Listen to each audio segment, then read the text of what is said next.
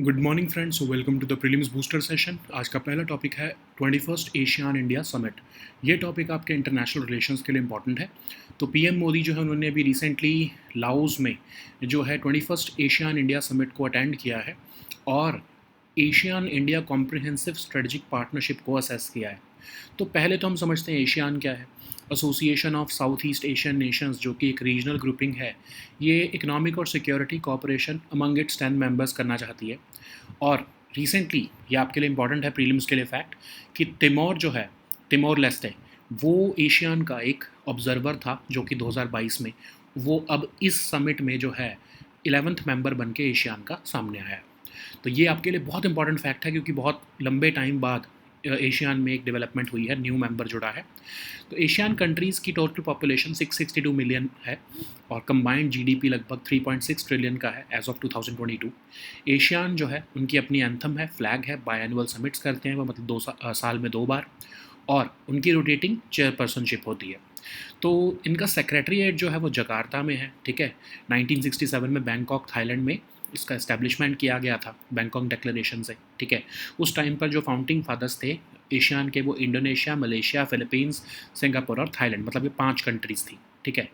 तो धीरे धीरे जो है इसमें कंट्रीज़ और जुड़ती गई और रिसेंटली 11th मेंबर इसमें ज्वाइन किया गया है। इंडिया का अगर हम रिलेशनशिप देखें एशियान से, तो एशियान जो है हमारी एक्ट ईस्ट पॉलिसी के लिए सेंट्रल है और एक्सटेंडेड नेबरहुड जो है हमारा एशिया पैसिफिक रीजन में, उसके ऊपर हमारा फोकस रहता है। इंडिया जो है वो एशियान +6 ग्रुपिंग का भी पार्ट है, जिसमें कि apart from India China, Japan, south Korea, New Zealand और ऑस्ट्रेलिया आते हैं। 2010 में हमने गुड्स के कंटेक्स्ट में एफटीए साइन किया था एशियान के साथ। फिर 14 में हमने सर्विसेज के कंटेक्स्ट में भी उनके साथ जो है वो एफटीए साइन किया है। एशियान करंटली 11% ऑफ इंडिया का ग्लोबल ट्रेड को अकाउंट करता है, लेकिन हमारा ट्रेड डेफिसिट रहता है एशियान से, ठीक है। और छोटा मोटा नहीं, काफ़ी बड़ा ट्रेड डेफिसिट हमारा एशियन कंट्रीज़ के साथ रहता है। तो 2022 में हमने 30 इयर्स एशियन इंडिया रिलेशंस के जो है वो मार्क किए और एशियन इंडिया फ्रेंडशिप ईयर को 2022 में सेलिब्रेट किया गया। क्योंकि 2012 में हमने स्ट्रेटजिक पार्टनरशिप भी जो है वो साइन की थी दोनों कंट्रीज़ के बीच में, जिसको कॉम्प्रिहेंसिव स्ट्रेटजिक पार्टनरशिप जो है कन्वर्ट कर दिया गया 2022 में, 10 साल बाद एक्चुअली, ओके। तो अब हम जो रिसेंट अब ये समिट हुई है, इसमें 2025 को हमने कहा है कि Asian India year of tourism रहेगा और उसके लिए हम जो है आगे काम करेंगे दोनों साइड्स। और Asian India tourism cooperation work plan भी बनाया गया है 2023 से लेकर 27 के बीच में। अब अगर हम 21st एशियन इंडिया समिट के बारे में देखें, तो पीएम मोदी ने जो है वो कहा है कि इंडिया अनवेवरिंग सपोर्ट देता है एशियन यूनिटी को, एशियन सेंट्रलिटी को, एशियन आउटलुक को इंडो पैसिफिक रीजन के ऊपर, ठीक है। तो अब हमने देखें पिछले 10 साल में हमने क्या अचीवमेंट्स जो है वो की है आपस में। तो डबल कर लिया है हमने ट्रेड, ठीक है। डायरेक्ट फ्लाइट कनेक्टिविटी हो चुकी है 7 एशियन नेशंस के साथ हमारी। फिनटेक में कोलैबोरेशन किया है और रिस्टोरेशन की है शेयर्ड कल्चरल हेरिटेज की। स्कॉलरशिप्स दी गई हैं एशियन यूथ को, खासकर नालंदा यूनिवर्सिटी में। अब 10 पॉइंट प्लान भी दिया गया है पीएम मोदी द्वारा कि 2025 को हम Asian India year of tourism मनाएंगे, जिसमें कि 5 मिलियन जो है डॉलर्स हमने मार्क किए हैं जॉइंट एक्टिविटीज़ के लिए। और पीपल सेंट्रिक एक्टिविटीज़ की जाएंगी, जैसे youth summits, startup festivals, ASEAN India women scientist conclave organise किया जाएगा। डबल कर दी जाएंगी scholarships at Nalanda university. Review किया जाएगा जो हमारा ट्रेड एंड गुड्स एग्रीमेंट है बाय 2025। हेल्थ मिनिस्टर्स ट्रैक किया जाएगा हेल्थ रेजिलियंस को बिल्ड करने के लिए। डिज़ास्टर रेजिलियंस के लिए $5 मिलियन एलोकेट किए गए हैं। ASEAN India cyber policy dialogue जो है इस्टेब्लिश किया जाएगा। वर्कशॉप्स की जाएंगी ग्रीन हाइड्रोजन पर, ठीक है। तो ये कुछ इनिशिएटिव्स हैं जो हमने इस बार अनाउंस किए हैं। तो फ्यूचर प्लान ऑफ एक्शन भी बनाया जा रहा है, Asian India plan of action, जो अगले 2026 से 2030 तक वैलिड होगा। हम अपनी फ्यूचर पार्टनरशिप को आगे रिव्यू करेंगे, ठीक है। तो अब जॉइंट स्टेटमेंट दी गई है डिजिटल ट्रांसफॉर्मेशन के लिए। इंडिया का कंट्रीब्यूशन जो एशियन डिजिटल मास्टर प्लान 2025 पे है और सेंटर्स ऑफ एक्सीलेंस जो है सॉफ्टवेयर डेवलपमेंट से रिलेटेड, उसको अप्रिशिएट किया गया है। पार्टनरशिप जो है वो एक्सपैंड करना चाहती है कोलैबोरेशन को फिनटेक इनोवेशंस में, जो क्रॉस बॉर्डर पेमेंट्स और डिजिटल फाइनेंशियल सॉल्यूशंस पर हम आपस में मिलकर काम करेंगे। ASEAN India cyber policy dialogue भी जो है वो होस्ट किया गया है, ताकि रिजिलियंस और security of digital infrastructure ensure की जा सके।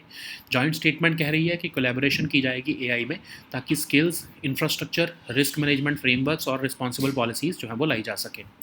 फिर कैपेसिटी बिल्डिंग की जाएगी, नॉलेज शेयरिंग इनिशिएटिव्स लिए जाएंगे रेगुलर एक्सचेंजेस, वर्कशॉप्स और ट्रेनिंग प्रोग्राम्स के साथ। इंडिया और एशिया ने एग्री किया है कि वो एक्सप्लोर करेंगे इनोवेटिव फाइनेंसिंग फ्रेमवर्क्स को भी या फिर मैकेनिज्म्स को भी, जिसमें कि पब्लिक प्राइवेट पार्टनरशिप्स आती हैं, इंटरनेशनल फंडिंग आती है सपोर्ट करने के लिए डिजिटल इनिशिएटिव्स को। ASEAN India fund for digital future भी जो है वो इनिशियली फंड करेगा इन एक्टिविटीज़ को। ओके, सो नेक्स्ट हम टॉपिक देखते हैं वर्ल्ड डेवलपमेंट रिपोर्ट 2024। ये टॉपिक आपके जो है इकोनॉमी के लिए इंपॉर्टेंट है। तो वर्ल्ड डेवलपमेंट रिपोर्ट 2024 पब्लिश की गई है वर्ल्ड बैंक द्वारा, जिसमें कि हाईलाइट किया गया है challenge of middle income trap. जो इसमें कंट्रीज़ जो एक्सपीरियंस कर रही हैं स्लो डाउन इन ग्रोथ, उनको उनके लिए कुछ सजेशंस हैं। ठीक है, इस रिपोर्ट में आइडेंटिफाई किया गया है 3I अप्रोच को, मतलब इन्वेस्टमेंट, इन्फ्यूजन एंड इनोवेशन। तो ये एक एसेंशियल स्ट्रेटजीज रहेंगी कंट्रीज़ के लिए जो कि मिडिल इनकम ग्रुप से हाई इनकम स्टेटस की तरफ मूव कर रही हैं, जैसे इंडिया।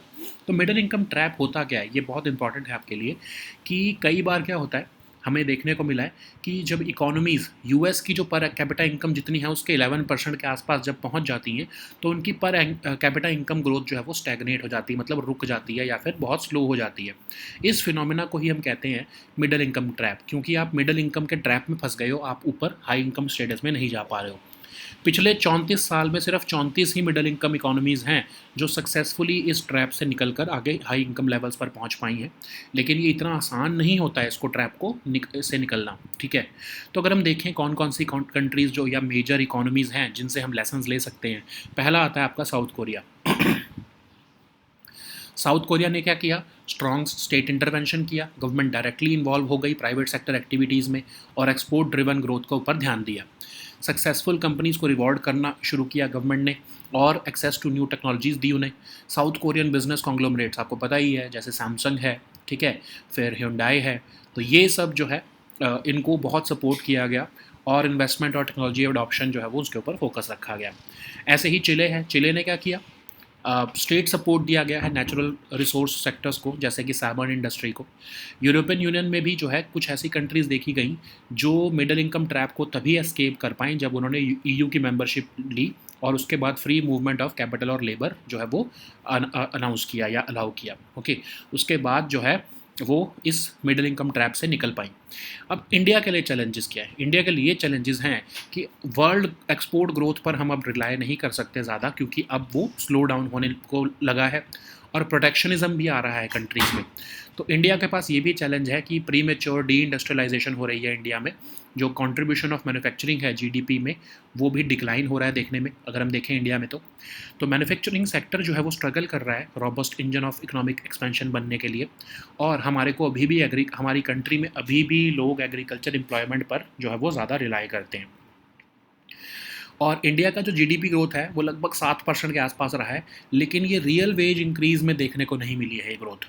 तो पीरियोडिक लेबर फोर्स सर्वे भी ये बात दिखाता है कि नॉमिनल वेज जो है वो सिर्फ 5 से 7% ही हर साल बढ़ता है, जो कि ऑलमोस्ट इन्फ्लेशन के साथ ही बस मतलब हमारा मैच कर पाता है। तो कोई एक्स्ट्रा कुछ इसमें इंक्रीज़ नहीं देखने को मिलता है।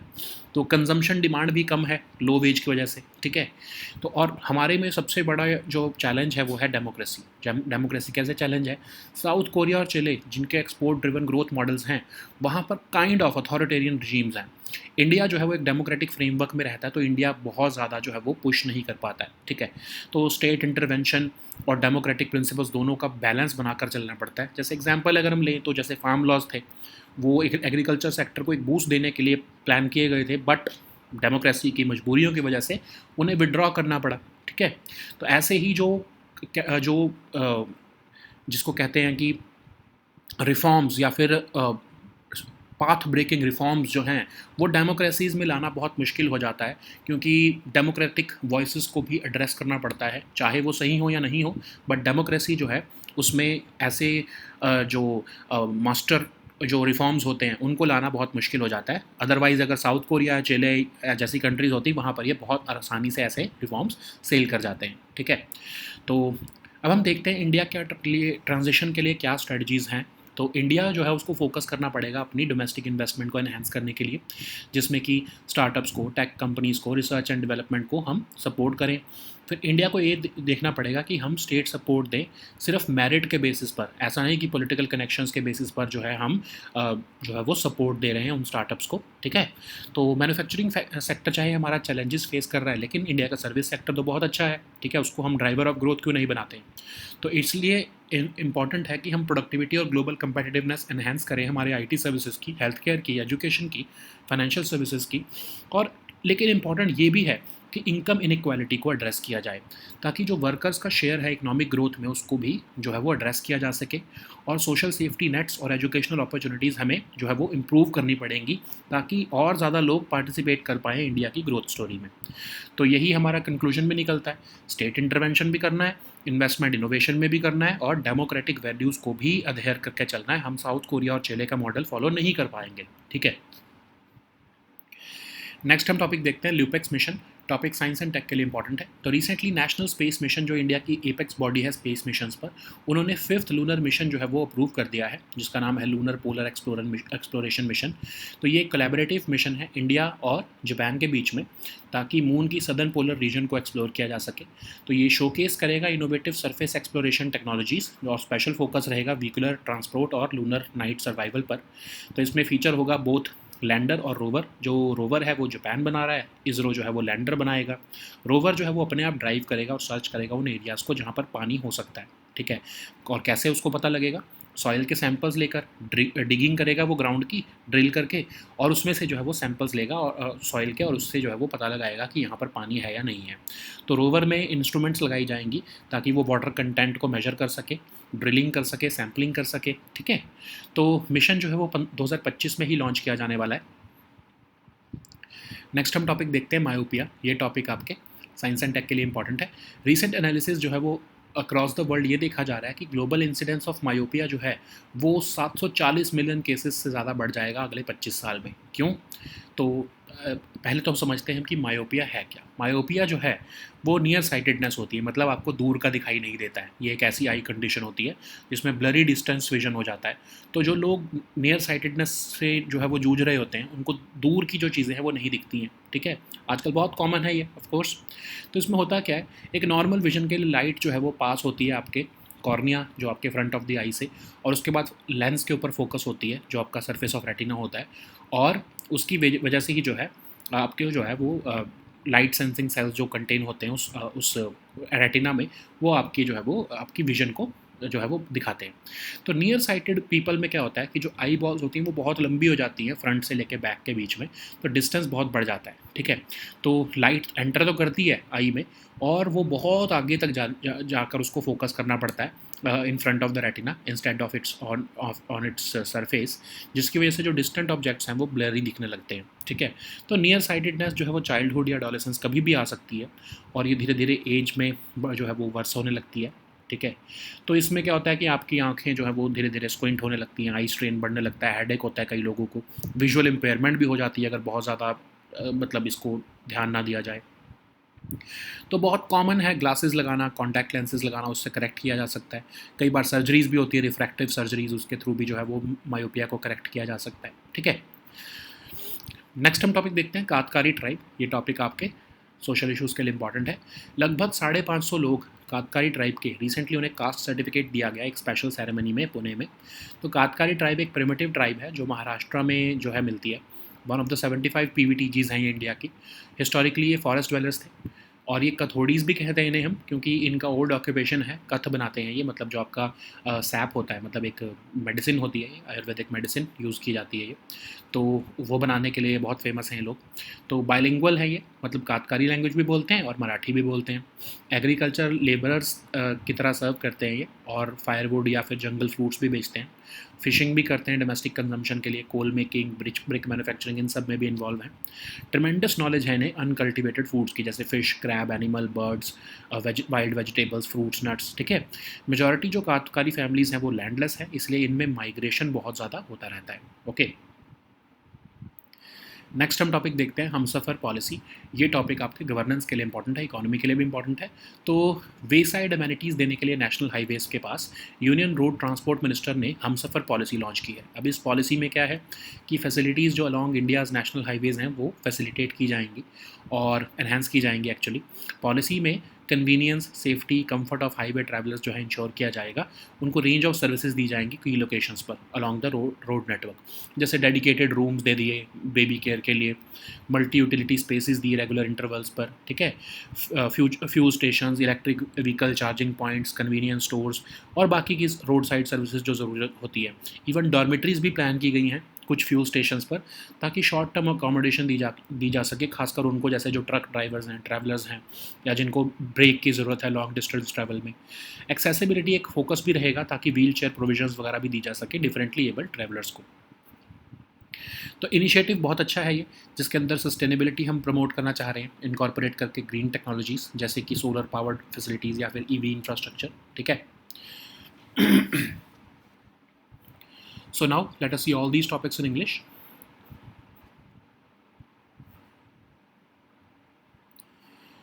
So the first topic is 21st ASEAN India Summit. This topic is important for your international relations. So 21st ASEAN India Summit was held recently in Laos, and it marked a decade of India's Act East policy. And PM Modi participated in this summit for the 11th time in a row, and he assessed the ASEAN India Comprehensive Strategic Partnership, which was signed in 2022. Okay. So what is ASEAN? Association of Southeast Asian Nations is a regional grouping which aims to promote economic and security cooperation among its 10 members. So remember this particular fact that Timor-Leste, this country has joined ASEAN recently in this summit, 21st ASEAN Summit, ASEAN India, this 21st summit. And it has become a member of ASEAN now. After a very long period, this 10-member grouping has become a 11-member grouping now. ASEAN countries have a total population of 662 million people, and they have a combined GDP of $3.6 trillion as of 2022. ASEAN has its own anthem, a flag. They conduct biannual summits, which means twice a year, and they have a rotating presidency or chairpersonship. So it was established in 1967 in Bangkok, and initially they were just 5 members: Indonesia, Malaysia, Philippines, Singapore and Thailand, and later on other members joined, and recently Timor-Leste has become the 11th member of this grouping. So its secretariat is in Jakarta, that is in Indonesia. So let's see the relationship of India with ASEAN. So ASEAN is of course central to India's Act East policy, and it focuses on extended neighborhood in the Asia Pacific region. India is also part of the ASEAN Plus 6 grouping, which includes China, Japan, South Korea, New Zealand and Australia as well. In 2010, India-ASEAN FTA in goods were signed. FTA in services were also signed in 2014. India-ASEAN are important trading partners as well, with ASEAN accounting for about 11% of India's global trade. But remember that India has a trade deficit with ASEAN, and it is not something very minute, but it's a very high trade deficit. Okay, almost about $30 billion. So India-ASEAN summit level partnership in 2002 was signed, and that's why 2022 marked 30 years of ASEAN-India relations, and it was designated as a ASEAN-India Friendship Year in the same year of 2012. In 2012, strategic partnership was signed between the two sides, and in the same year of 2022, comprehensive strategic partnership was signed between the two sides. Okay, so 2025 has been designated now as ASEAN-India Year of Tourism, so as to boost socio-economic development, and we are also going to implement the ASEAN-India Tourism Cooperation work plan between 2023 and 2027. So what are the key highlights of 21st ASEAN India Summit? So PM Modi reiterated India's unwavering support for ASEAN unity, ASEAN centrality and ASEAN outlook on Indo-Pacific. So what are the key achievements in the last decade? Doubling of India-ASEAN trade to over $130 billion, direct flight connectivity with the 7 ASEAN nations, fintech collaboration and restoration of shared cultural heritage, scholarships for ASEAN youth at Nalanda University. So these are certain achievements in the last 1 decade. So there is a 10-point plan which has been given for enhanced connectivity and resilience. So 2025 will be celebrated as Asian India Year of Tourism with $5 million marked for joint activities. So people-centric activities have been planned like youth summits and startup festivals. Asian India Women Scientists Conclave is will also be organized. Doubling the scholarships of at Nalanda University is also going to happen. Asian India Trade in Goods Agreement will be reviewed by 2025.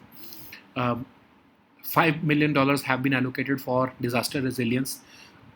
A health minister's track to build health resilience will be initiated.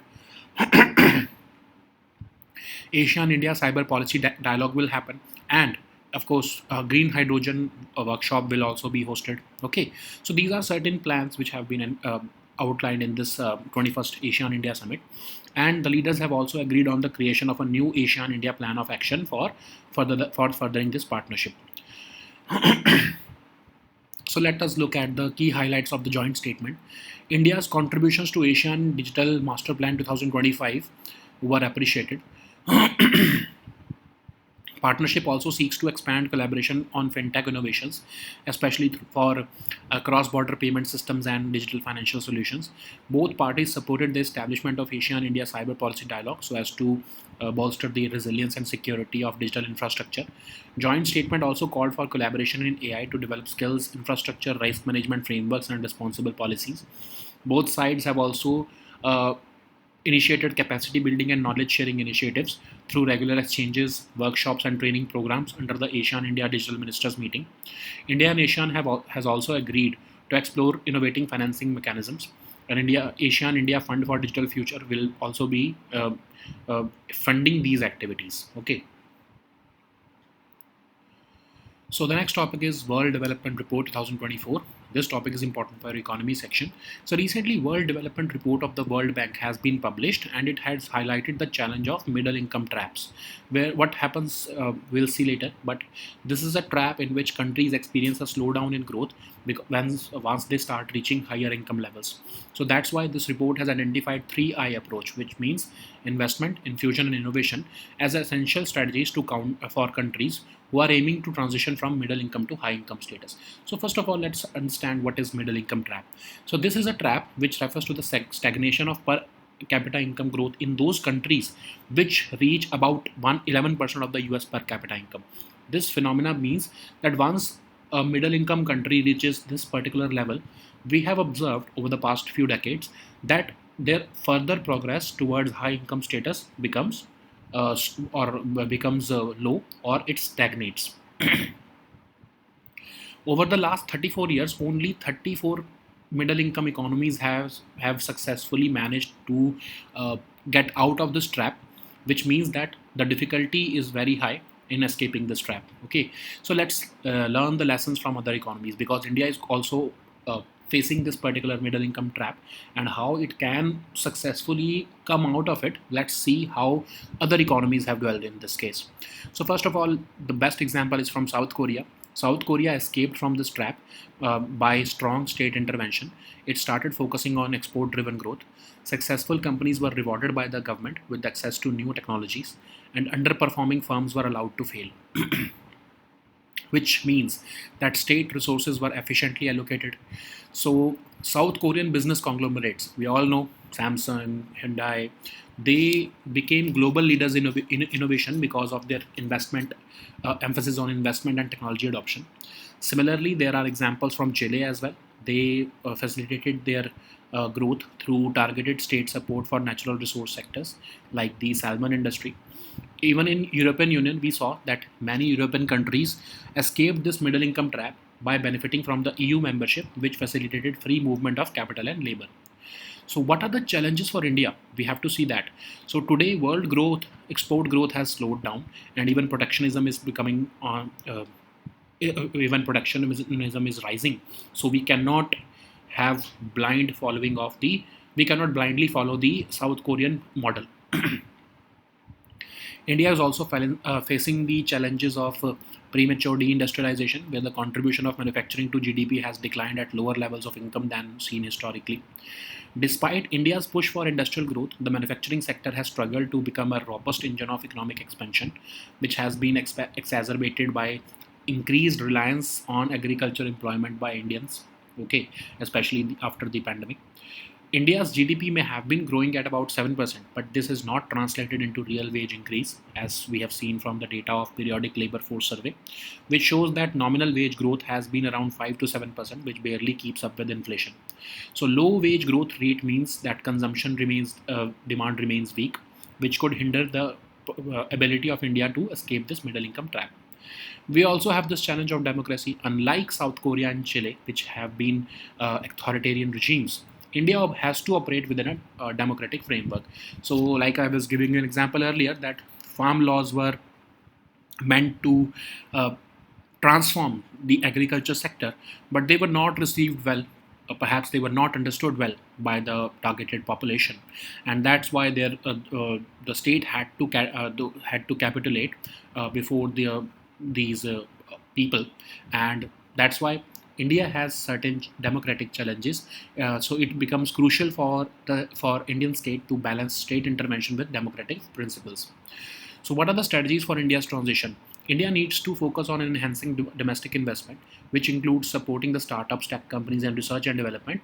But it is important to ensure that state support is based on merit and not political connections.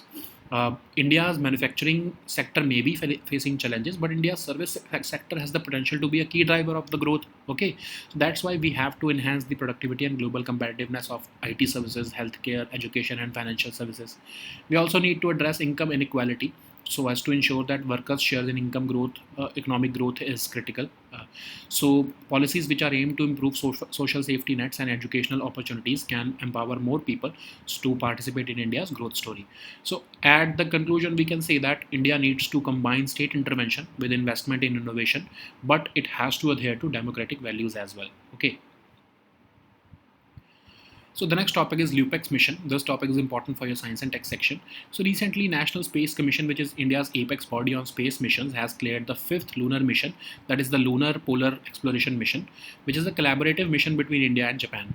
The objective is to explore the South Pole region of the moon, and the aim is to showcase innovative surface exploration technologies.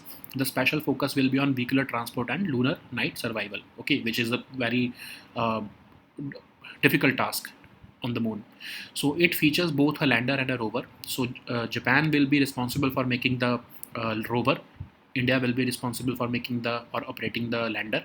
So rover will drive on its own, and it will search for areas where water is likely to be present. And how it would be able to do it? It will basically sample the soil by digging into the ground with a drill.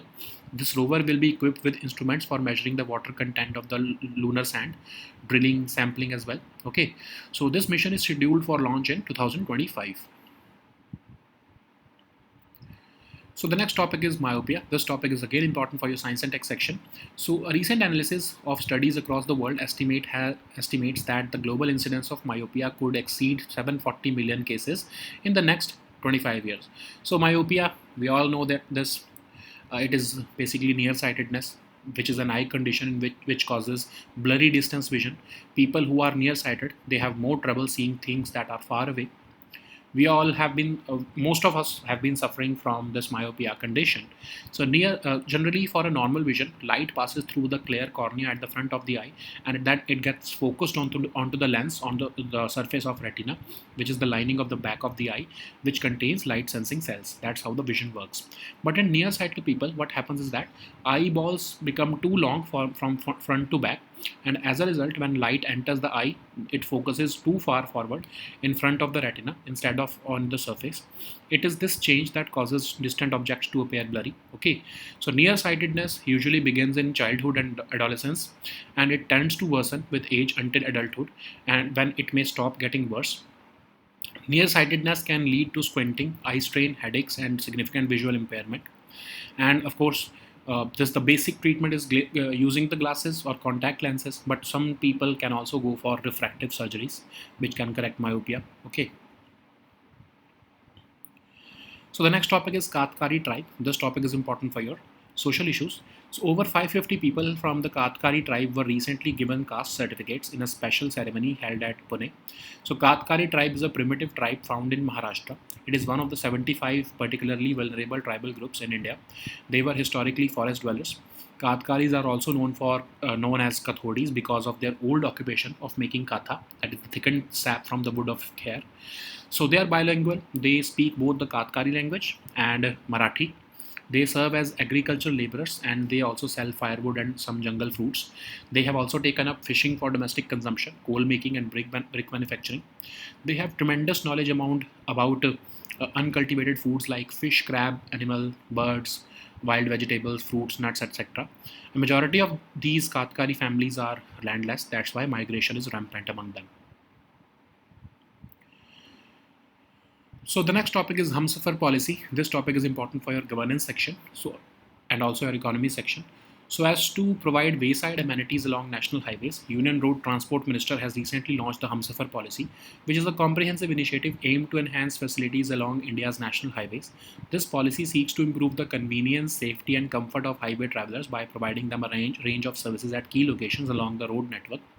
So amenities like dedicated rooms for baby care, uh, first aid services, parking spaces, clean washrooms, food courts, uh, multi-utility spaces at regular intervals, which will feature fuel stations, electric vehicle charging points, convenience stores, and other roadside services will be made available for so as to reduce driver fatigue. Dormitories will also be introduced at fuel stations so as to provide short-term accommodation for truck drivers, travelers, and those requiring a rest break during long-distance travel. Accessibility will be a key focus, with wheelchairs provisions being made available for differently able people. Okay, so initiative will basically promote sustainability by incorporating green technologies like solar-powered facilities and EV infrastructure. Okay, so these were our topics for today. We'll meet next time on Monday now with new topics. Until then, goodbye and take care.